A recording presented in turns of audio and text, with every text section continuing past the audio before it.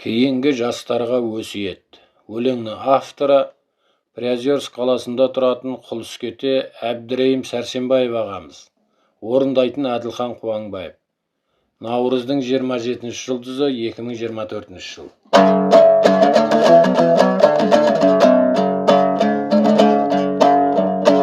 Өмір деген қарағым ойыншығы емес баланың, түсініп алды мен өмірдің талабын. Жүрегі деп білерсің не жақсы не жаманын, тазы болып шал дегені түлкі болса заманың. Қатыгез мына заманда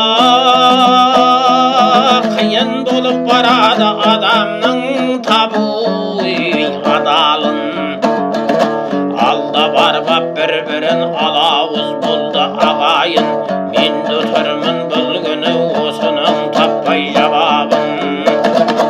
Ағайын мен тату болбасың ағайын, істесей құтқарар тауып амалын.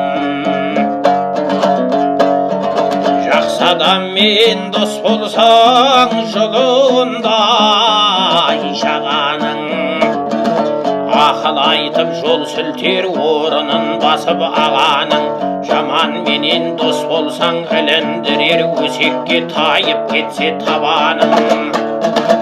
Өзінен озып баратсаң сүріндіріп қалуға алдыңа тосар аяғын. Көргенді жердің қызын ал құт болсын деп қадамын. Қатарың келсе үйіңе ашып жүрер қабағын, сені ойлап арыңды білдірмей жоқ пен барыңды алдына қояр тамағын. Тексіз жерден қыз алсаң көрмеген өмір сабағын. Бет ауызы тыржиып өтіріктен ыржиып қарсалар келген қонағын. Әр жерден жинап киімін есікпен төрге шашылған, алтын орда үйіңнің берекесін қашырған. Мінезімен дөрекей білдіріп қояр салағын. Қолдан келсе көмектес, жетім менен жесірге аларсың оның сауабын. Артық байлық не керек табылып тұрса тамағың. Дүниенің соңынан ешкім қуып жетпеген, оған дәлел болатын мысалдар бар көптеген. Ескендірде байлығын өзімен алып кетпеген. Елімізде байлар көп, малына саны жетпеген. Көпшілігі солардың ешкімге қайыр етпеген.